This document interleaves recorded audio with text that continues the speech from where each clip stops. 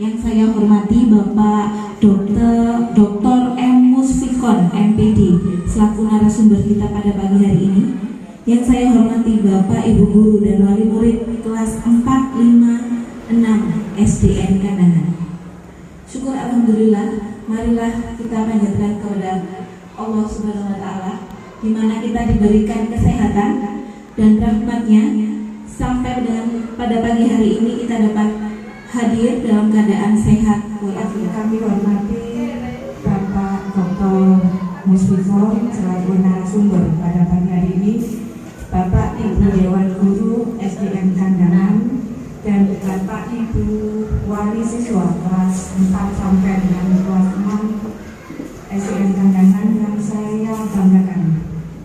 Pertama-tama marilah kita panjatkan puja dan syukur kehadirat Allah Subhanahu wa Ta'ala, karena bahwasanya pada pagi hari ini kita masih diberikan kesehatan dan kesempatan untuk dapat berkumpul bertatap muka dalam majelis, dalam kegiatan pagi hari ini dalam keadaan sehat. Mohon maaf, kemarin ada beberapa masukan yang disampaikan salah Ibu Komite ke saya terkait, Bu, kemana sih uang yang didapat anak-anak dari hasil menjual proyek?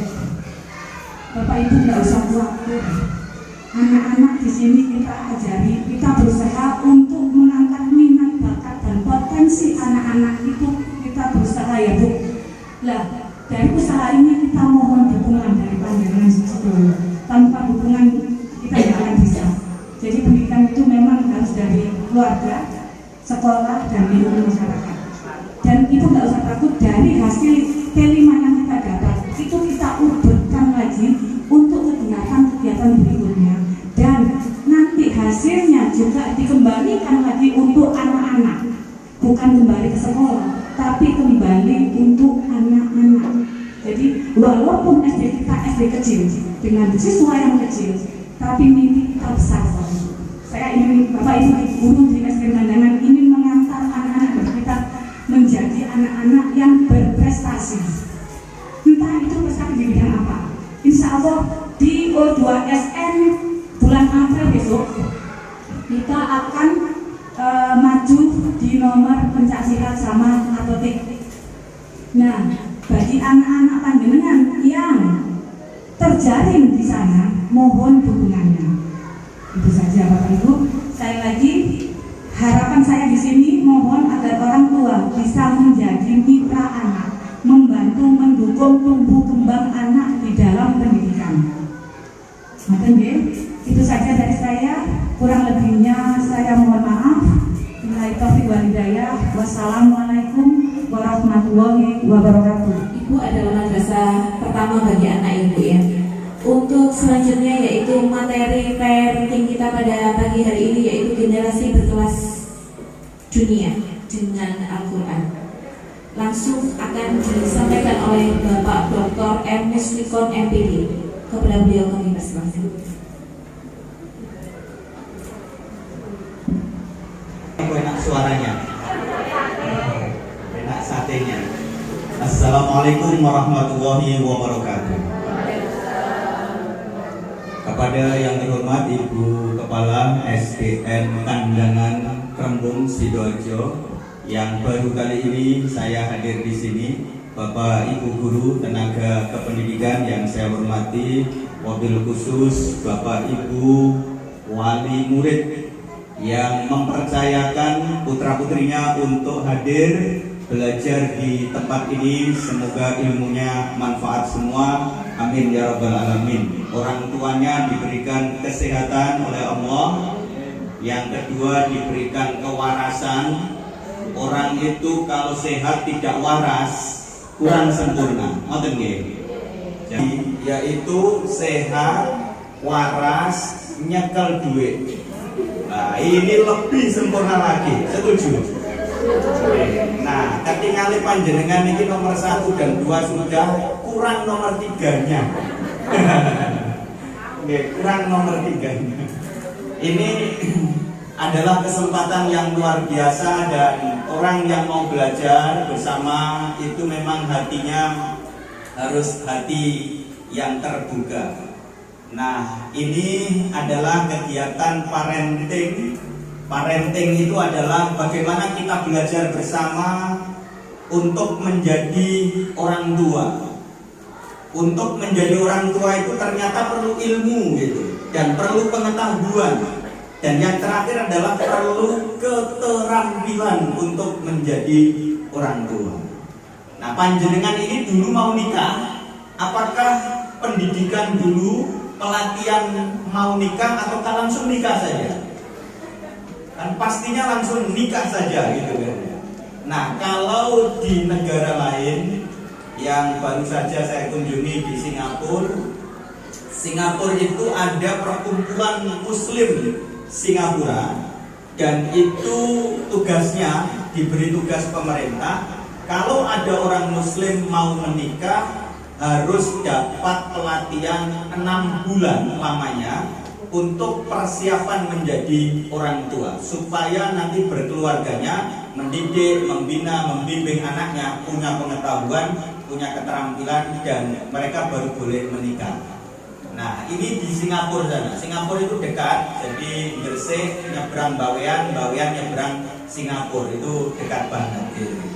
Nah, kalau saya insya Allah setiap tahun lebih dari 3 kali untuk hadir di sana, karena sering mengantarkan guru di Jawa Timur untuk magang bahasa Inggris di Singapura sana. Jadi guru-guru bahasa Inggris Jawa Timur itu biasanya liburan sekolah 1 minggu, saya antarkan ke Singapura, mereka kursus, saya tidur dan keliling di kawasan Singapura sana. Berarti enak yang antarkan kan ya? Ya, karena mereka kalau nggak diantarkan tidak wani juga ke Singapura sana. Nah, Bapak Ibu sekalian, saya Pak Musfikon dari Pondok Pesantren Nizamiyah di Prigen, Pasuruan sana, dan nanti kita akan berkenalan. Tetapi pada kesempatan ini saya mengajak Bapak Ibu sekalian untuk memastikan bahwa dirinya sedang bahagia. Panjenengan semuanya saat ini sedang bahagia atau susah, Bapak Ibu? Bahagia. Saya bertanya, tanda orang bahagia itu apa? 1, sumringah, bisa tersenyum, begitu ya. Oke, kita praktekkan. 1, 2, 3, senyum. Nah, belum ya. Senyum itu kalau yang bagus itu adalah simetris. Simetris, bibir ujungnya ini harus 1,5 cm ke kanan, 1,5 cm ke kiri. 3, cheese. Wah. Ya, tetap saja masih belum sempurna. Sekali lagi, 1, 2, 3, cheese. Nah, sampai 1,5 cm. Nah, orang yang bahagia itu sinap otaknya terbuka. Jadi otak ini bisa terbuka belajar ketika kita bahagia. Kalau kita susah, itu kita tidak bisa belajar dengan sempurna. Tapi panjenengan insya Allah ikhlas ikut kegiatan ini, dan kita niatkan belajar bersama. Ngoten nggih? Ya, ikhlas berarti ikut kegiatan ini. Yang ikhlas tak dongano rezekine barokah. Yang kedua, gajine awet sampai tanggal tua masih utuh semua. Ya, ini gajiannya bapaknya. Semoga anaknya soleh dan solehah, dan bagi yang berminat semoga menjadi penghafal Al-Quran. Amin ya rabbal alamin. Bapak Ibu, kita kasih buku gratis ini. Nanti silahkan dibaca dulu. Orang tuanya yang baca. Setelah dibaca orang tuanya, nanti berikan ke anaknya kelas 4, kelas 5, kelas 6, supaya mereka membaca buku ini. Dan nanti oleh ibu kepala akan ditugaskan putra putri jenengan yang sekarang kelas 4, kelas 5, kelas 6 untuk merangkum buku ini. Berarti kan harus baca gitu kan ya. Harus baca supaya mereka mendapatkan pengetahuan tentang isi buku ini. Kan saya sudah ngasihnya gratis itu tanpa bayar, dan saya hadir di sini pun ya memang gratis tanpa diamplopi oleh kepala SD, dan ini kesempatan yang luar biasa. Kenapa? Karena kita memang berkhidmat untuk mendampingi SDN Kandangan ini sampai nanti menjadi SDN yang berprestasi, berkarakter, dan anak-anak kita punya wawasan yang lebih dibandingkan yang lain. Maka panjenengan mungkin akan ketemu saya untuk beberapa waktu ke depan. Ini kita belajar dulu, orang tuanya belajar. Bismillah, dan kita harus mengerti bahwa dunia ini adalah madrasah.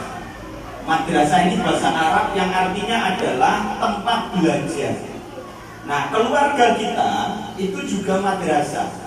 Madrasah, tempat belajar untuk siapa? Ya, untuk istri, suami, untuk anak, untuk cucu, dan seterusnya. Tempat belajar pertama bagi siapa? Bagi anaknya.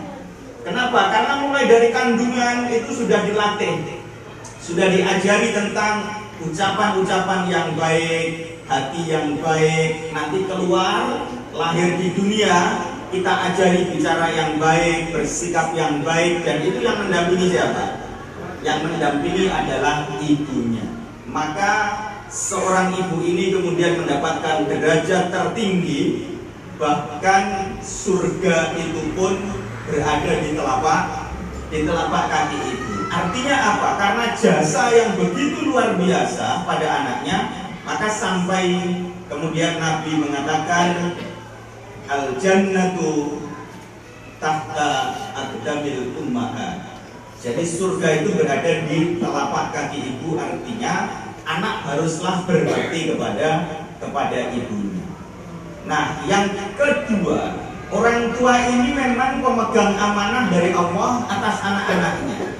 Panjenengan mungkin ada yang pengennya hanya punya 2 anak, tapi ternyata berojol. Berojol ini berarti tidak sengaja tapi ternyata jadi. Itu adalah takdir, dan itu berarti adalah amanah yang diberikan Allah kepada kita.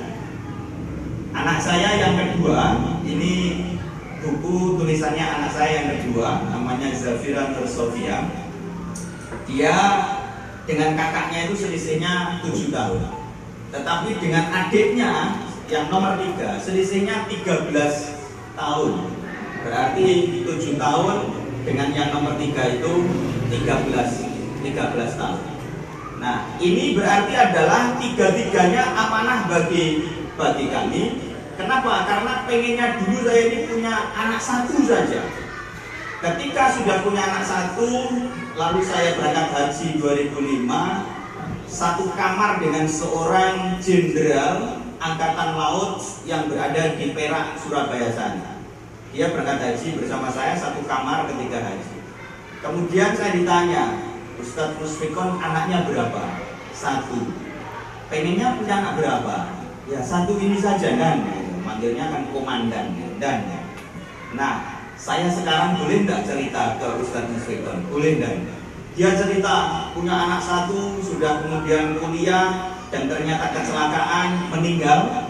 Dan sekarang saya tidak punya anak lagi, dan kemudian mau beranak lagi sudah tidak bisa karena usia tua. Maka saya sarankan Ustadz Musfikon jangan punya anak 1 mumpung masih muda.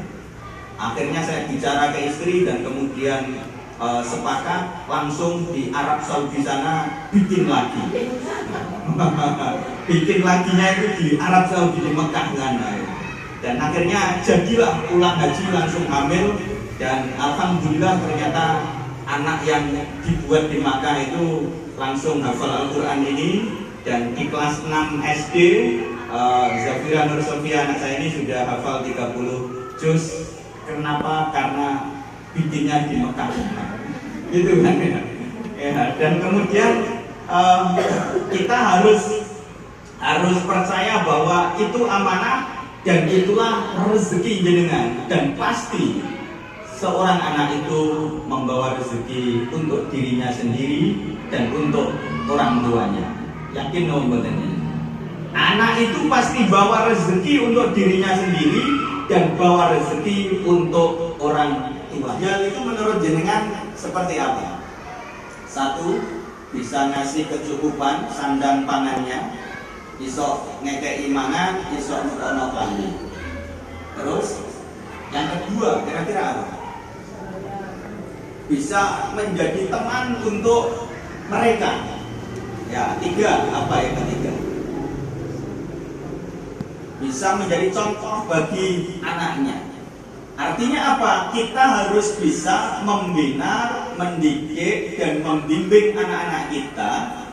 Karena tugas kita orang tua itu memang adalah membina, membimbing, dan mendidik mereka.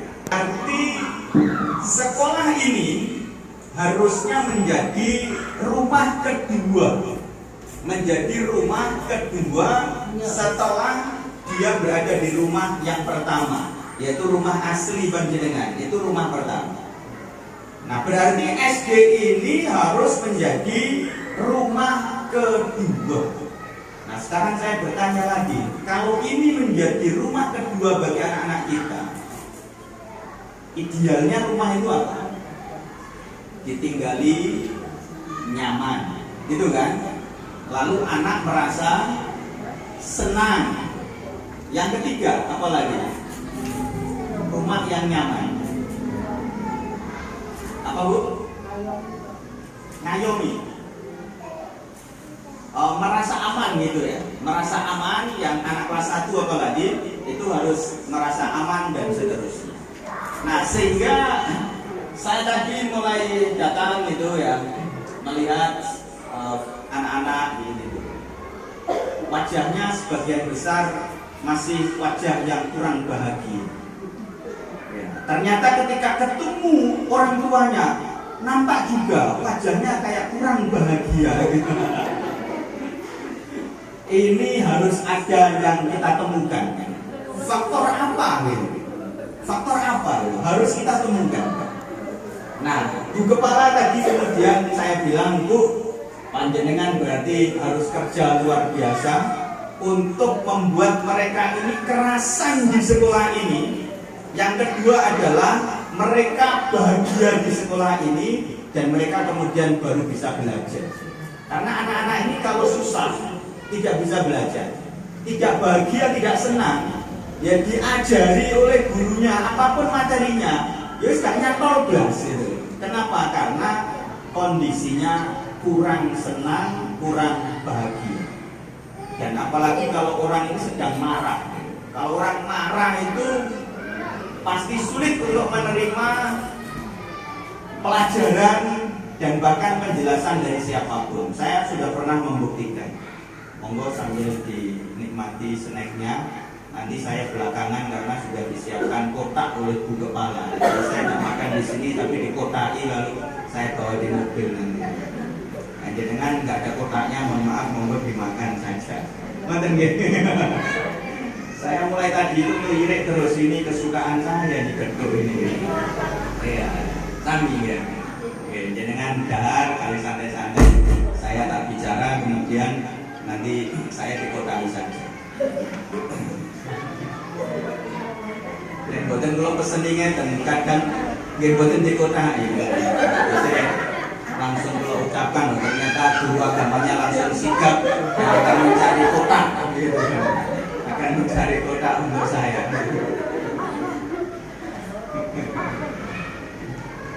Ya, sampai mana tadi Bu? Sampai kotak. Ya, betul, sampai kotak. Nah, kalau anak kita kerasan di sini, nanti dia belajarnya itu gampang. Pokoknya orang itu kalau situasinya senang, dia itu bisa menangkap dengan cepat. Kalau orang ini susah, dia tidak bisa. Apalagi marah, tidak bisa. Saya pernah membuktikan kepada istri saya sendiri yang saat itu sedang marah.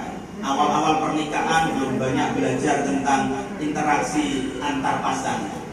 Lalu istri saya ini marah, saya jelaskan tidak diterima.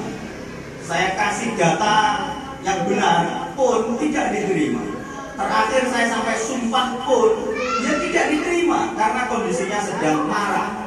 Kalau marah itu sinar otaknya tertutup dengan rapat campur setan bisa gitu. Ya, akhirnya itu dijelaskan apapun nggak mungkin diterima. Nah, akhirnya saya pegang tangannya lalu saya bacakan istighfar gitu, tetap saja belum bisa calling down, belum terbuka hati. Saya bacakan Yasin dan tahlil gitu, ternyata belum juga gitu. Akhirnya bisanya calling down itu ketika saya ambil handphonenya. Handphonenya saya ambil lalu saya bilang, "Ma, handphone mama ini kayaknya perlu segera ganti versi yang terbaru." Itu baru calling down. Nah, ketika sudah calling down, saya belikan handphone baru kemudian saya jelaskan yang sebenarnya. Nah, ternyata baru dia, oh, ngoten gitu. Nah, untuk mencari kata-kata ngoten yang penuh dengan kesadaran diri itu ternyata seorang suami harus berkorban puluhan juta untuk beli handphonenya. Ini kan luar biasa, Pak. Ya, Pak Guru Agama, saya rasa pengalamannya sama dengan saya. Tapi istri beliau nggak harus ganti handphone, tapi cukup diajak ke mana, Pak? Ke Pridan. Ya, coba kita yang luar biasa.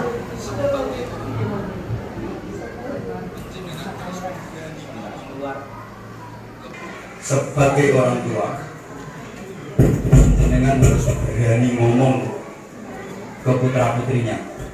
Nah, kamu boleh punya guru yang pintar, kamu boleh punya guru yang cerdas, kamu boleh punya guru yang hebat, kamu boleh punya guru yang besar. Tapi nyawa salahnya kecil lah mau kok. Aku yang penting juga cicili terus. Getak aja kok.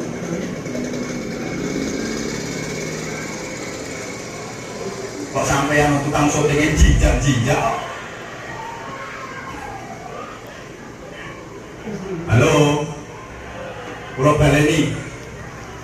Sebagai orang tua, penjenengan harus berani ngomong kepada anak-anakmu.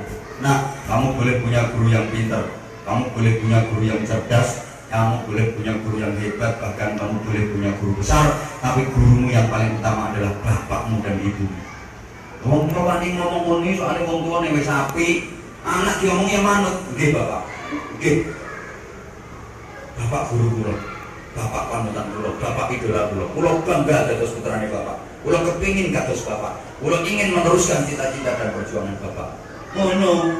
Diomong ibune ke ngono. Yes, Ma, my mother is my idol. Mamaku idolaku. Wanita solehah di dunia ini adalah mama. Aku bangga punya orang tua seperti mama. Aku ingin meneruskan cita-cita mama. Hanya ibunya api. Lha bapakne arek aku yo wani ngomongi anakmu. Bapakne ora tau sholat. Coba masjid yo ora tau, ngaji yo ora tau, sholat bae ora. Gua yang ngomongi anak soalnya baru mau pengajian langsung praktek kalau anak itu ngomongin. Nah, kamu boleh punya guru yang pintar, kamu boleh punya guru yang cerdas, kamu boleh punya guru yang hebat sampai guru besar, tapi gurumu yang paling utama adalah bapakmu. Nah, dari anak, Bapak Edan guru model apa? Zaman orang sholat malah zaman yang mulia sampai ngadep merampung orang cewek yang diobat abikin orang perukul biro-biro. Nah, itu Kiai Anwar Zahid dari Bojonegoro. Apa tadi poinnya? Guru yang paling utama adalah orang tuanya. Maka jika orang tua bicaranya baik pada anak, dia akan niru dan bersikap baik, anak akan meniru dan bahkan akan mengidolakan orang tuanya, dan kemudian mereka akan bercita-cita seperti bapak, seperti ibu. Nah, yang repot adalah ketika kita jadi orang tua tidak diidolakan oleh anak kita, berarti panjenengan belum sukses menjadi figur sebagai seorang guru anak kita. Setelah warkop mainan sama temannya, setelah main sama temannya pulang, tidak punya waktu interaksi dengan jenengan, dan jenengan mungkin juga belum berpikir saya ini harus punya waktu setengah jam atau 1 jam untuk ngobrol dengan anak saya. Karena kalau di rumah anak langsung masuk kamar, pegang handphone, tutup pintu, panjenengan sudah sangat tenang, begitu kan? Padahal mereka ini sebetulnya sedang hilang dari kita. Sulit mengatur anaknya sendiri. Yes or no? Yes. Kenapa kok anak sekarang ini susah diatur? Kenapa kira-kira? Ya karena ini pengaruh paling utama. Yang kedua, karena kurang diberi sentuhan hati oleh orang tua. Nah, kalau anak itu sering dikasih sentuhan hati, ya itu tadi dengan model seperti dulu orang tua itu bercengkerama dengan anaknya, lalu menyampaikan nilai-nilai pelajaran yang berbasis moral, berbasis etika dan seterusnya, itu saya rasakan. Nah, sekarang anak-anak ini menjadi sulit diatur dan bahkan ada yang langsung bantah. Kenapa kok bantah? Karena sekarang ini mereka terlalu reaktif dengan situasi yang ada karena dia selalu berpegangan pada sesuatu yang perlu respon. Medsos itu kan setiap saat perlu direspon. Ada IG yang masuk, dia respon. Ada Facebook masuk, respon. TikTok masuk, respon. Sampai kemudian sikapnya ketika orang tuanya ngomong belum selesai, itu mereka sudah merespon. Diawali dengan nyuwun duka. Kalau nyuwun duka ini berarti kan kromo apa? Kromo inggil. Nah, jadi program baru SDN Kandangan adalah One Day Kromo Inggil. Nah, setuju panjenengan? Setuju. Satu hari Sabtu atau hari Jumat itu tidak usah bahasa Indonesia tapi bahasa Jawa. Oh, ini akan jadi program yang luar biasa dampaknya karena anak sekarang jarang yang bisa kulo.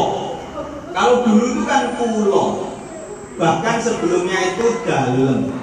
Nah, dalem kulo jadi aku, bahkan sekarang disingkat aku. Ya, aku. Tidak aku tapi aku. Dan itu saya rasakan ketika saya jadi dosen, mahasiswa itu juga seperti itu. Nah, kalau sepakat berarti nanti dibuat programnya tata krama 1 kromo inggil. Nah, yang itu ada kalimat seperti ini. Wa min tauqiril muallim allayyamshiya amamahu wala yajlisa makanahu wala yaktadi abil kalami indahu illa bi'idhnih wala yuksirul kalam indahu. Panjenengan pasti tidak tahu artinya. Nggih. Bacanya saja belum tentu bisa karena tidak ada harokatnya kan gitu ya. Ya, kalau tidak alumni pesantren ini tidak bisa membacanya karena baru belajar bahasa Arab. Wa min tauqirin lan setengah saking mulyakno al muallima ing guru iku alayam sya ing yen to orang laku sapa murid amamahu ing ngarepe guru. Walaya jelisa ing yen to ora lungguh sapa murid makanahu ing panggonane guru. Walayab tadi abil kalami indahu ing yen to ora mulai ngomong sapa murid ing sandinge guru ila biidene kejaba oleh wijine guru. Wala yukesira lan ento ora ngakeh-ngakehake sapa murid al kalama ing omongan indahu ing sandinge tapi rasa pesantren. Setuju benar? Ya tidak usah nginep di SD, tetapi dalam kesehariannya itu yang diajarkan cara ngomong, cara bersikap itu adalah dari nilai-nilai pesantren. 1. Datang, assalamualaikum, sabahul khair, good morning teacher, good morning student. Di depan pintu. Berarti bahasa Inggrisnya cukup 1 kata itu aja.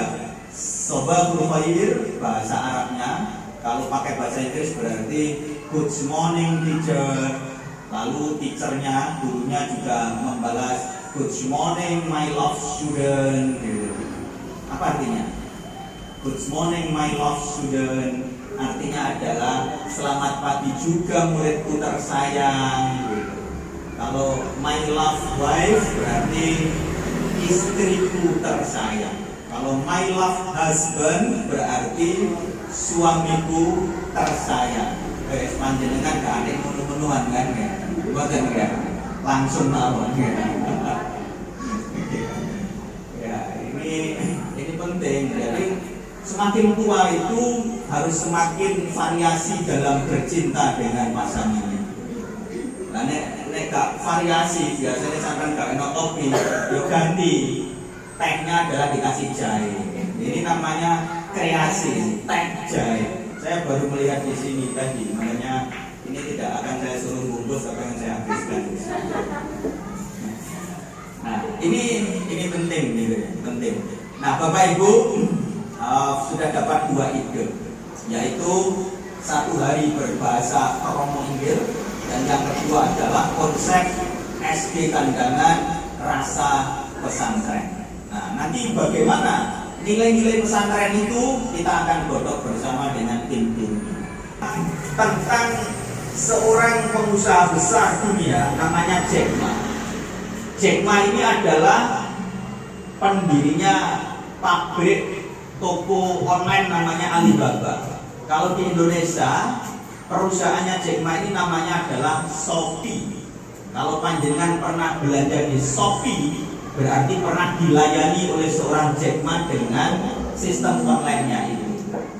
Shopee kan hampir saat ini anak-anak kita belanjanya online ya di Shopee, paket gitu, bolak-balik tok paket gitu.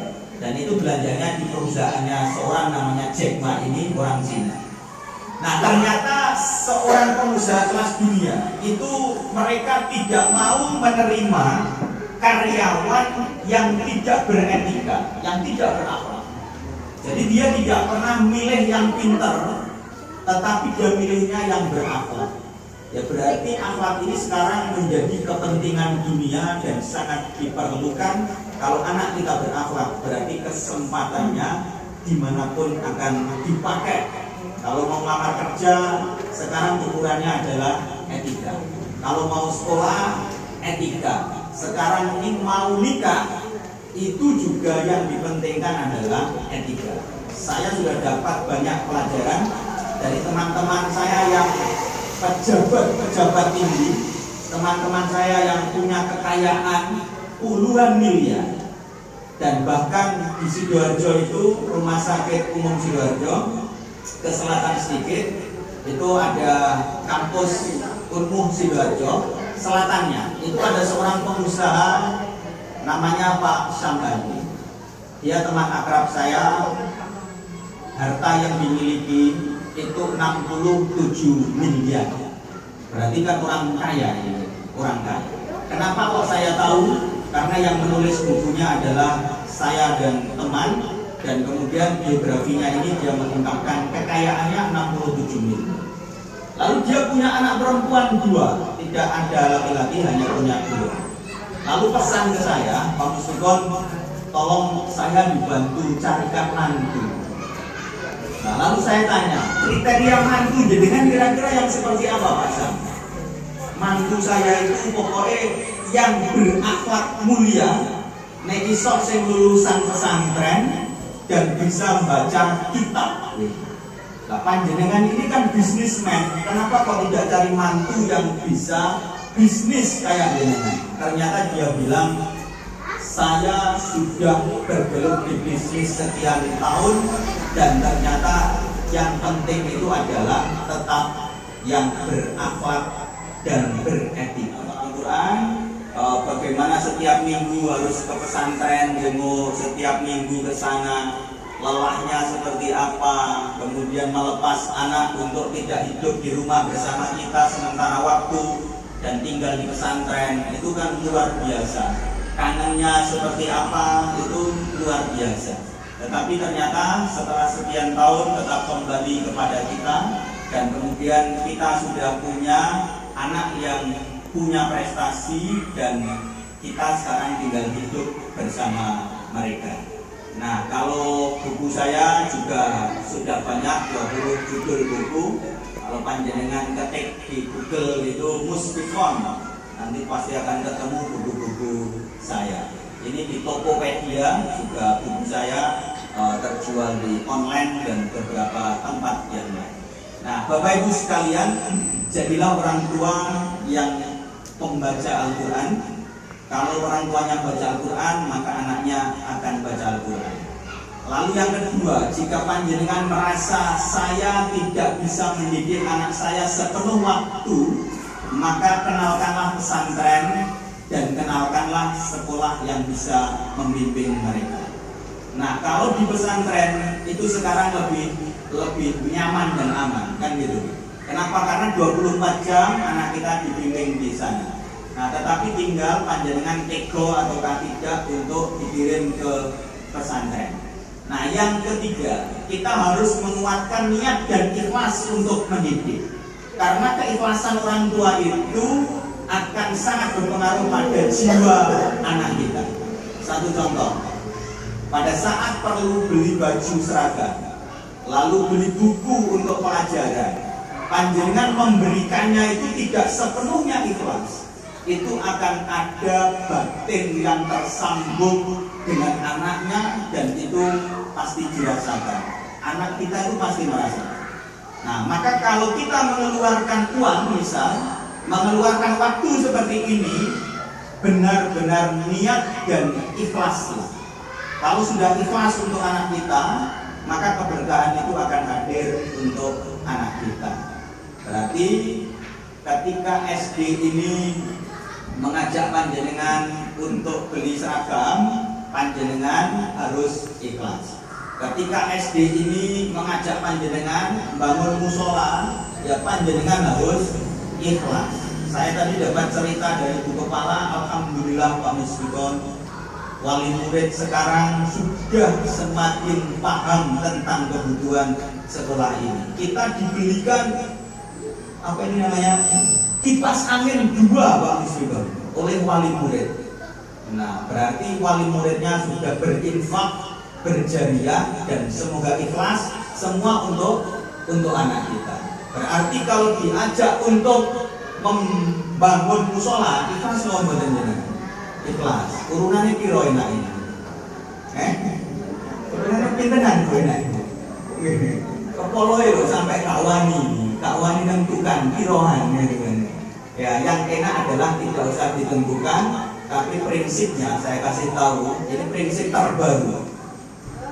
Berinfak itu meskipun banyak, yang penting ikhlas. Benar apa enggak? Kalau tahun 80 itu kan meskipun sedikit, yang penting kita akan bertekad memberikan kemewahan pada santri-santri kita supaya mereka punya pengalaman bagaimana berkomunikasi kelas dunia, lalu bersikap kelas dunia, dan menikmati fasilitas kelas dunia. Nah, bagi Bapak Ibu nanti yang punya tetangga atau anaknya sendiri yang pengen pondok, nanti bisa ke Bu Kepala itu. Dan yang anak yatim atau yatim piatu, silakan hadir dan gratis, tidak biaya sama sekali kecuali biaya beli pakaiannya sendiri. Tapi biaya makan, biaya tinggal di pesantrennya sudah kita yang nanggung. Itu khusus yatim dan yatim piatu atau yang memang berkekurangan, dan nanti kita survei ke rumahnya, kemudian kalau berkekurangan betul kita bimbing putra putri panjenengan di tempat itu. Bagi yang mampu nanti tetap ada bayarnya. Nah, kalau yang kategori 2 tidak mampu, lalu yang yatim maupun yatim piatu, kalau yang yatim dan yatim piatu ini meskipun anaknya orang kaya tetap gratis. Tapi kalau yang masih ada orang tuanya, kategorinya adalah yang kurang mampu itu. Nah, silakan.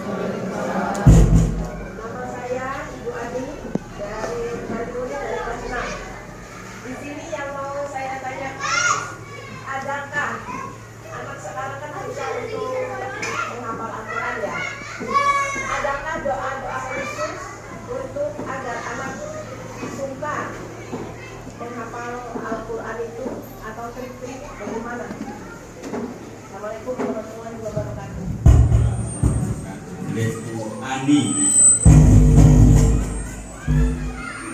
Sekarang sebetulnya nggak usah ini ya. Dengar kan ya? Ya, jadi orang tua itu memang kekuatannya ada di doa. Nah, doa itu kalau khusus untuk mencintai dan bisa menghafal Al-Quran, ya doa bahasa Arabnya perlu dihafal. Kalau tidak hafal ya berarti bahasa Jawa saja. Kalau bahasa Arabnya adalah Allahumma ja'al, siapa namanya? Allahumma ja'al, ya Allah jadikanlah siapa nama anak kita min ahlil Quran wa tahfizil Quran.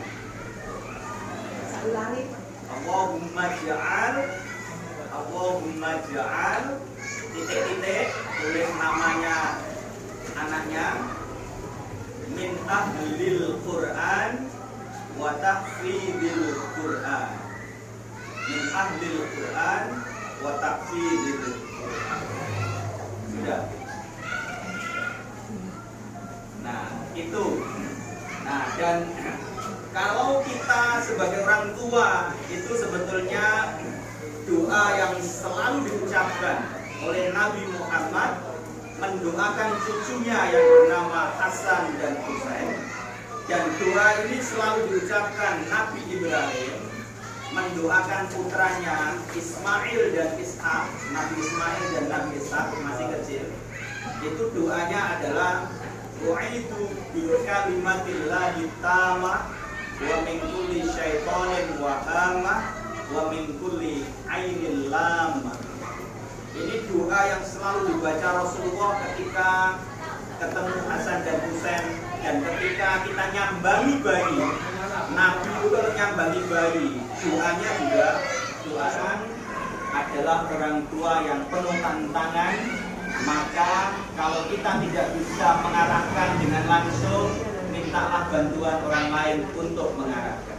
Kalau kita tidak bisa mendidik langsung, maka pasrahkanlah kepada lembaga yang bisa mendidik untuk mereka. Kenapa? Karena anak sekarang rata-rata lebih patuh pada orang lain dibandingkan patuh pada orang tuanya. Kenapa? Karena orang tuanya jarang ketemu dengan mereka. Itu yang kita harapkan, dan mohon maaf jika ada salah dan kurang.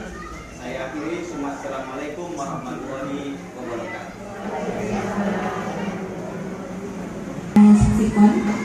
Dan saat ini bagaimana materi parenting ini bisa ditutup? Ya, bisa ditutup ya Bu. Untuk materi parenting untuk hari ini bisa ditutup dengan doa langsung oleh Pak Narko. Kemudian dilanjut dengan kita rapat sebentar mengenai program kegiatan sekolah selama 1 semester ke depan. Silakan untuk berdoanya Pak Narko, mohon dipimpin.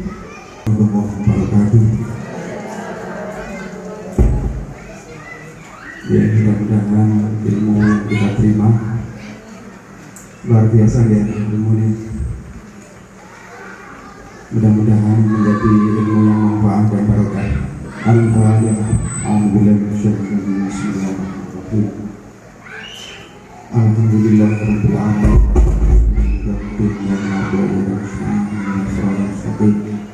Suratul Allahumma shalli ala sayyidina Muhammad wa ala sayyidina Muhammad. Alhamdulillahirabbil alamin. Alhamdulillah fi ni'amahu wa ikati mazidah. Ya Rabbana lakal hamdu kama yanbaghi li jalali wajhika wa 'azimi sultanik. Allahumma ij'alna wa auladana wa talamidana wa ahlana min ahlil ilmi wa ahlil khair, min ahlil Qur'an, min haqq. ولا تجعلنا من أنشأ ربنا وانفعنا بما علمتنا رب علمنا الذي ينفعنا رب فكرنا فك أهلنا وقربات لنا في ديننا رضينا بالله ربا وبالإسلام دينا وبمحمد نبيا ورسولا ربي زدنا علما وارزقنا فهما وعملا مقبولا ربنا لا تزغ قلوبنا بعد إذ هديتنا وهب لنا من لدنك رحمة إنك أنت الوهاب ربي هب لي من الصالحين الصالحين ربي هب لي من الصالحين ربي هب لي من الصالحين وبشرنا بغلام حليم اللهم اغفر لنا ذنوبنا ولوالدينا وارحمهما كما ربيانا صغيرا ولجميع المسلمين والمسلمات والمؤمنين والمؤمنات الأحياء منهم والأموات ربنا آتنا في الدنيا حسنة وفي الآخرة حسنة وقنا عذاب النار وادخلنا الجنة مع الأبرار يا عزيز يا غفار يا رب العالمين سبحانك ربك رب العزة عما يصفون وسلام على المرسلين والحمد لله رب العالمين. بسر الفاتحة. الحمد لله رب العالمين. يا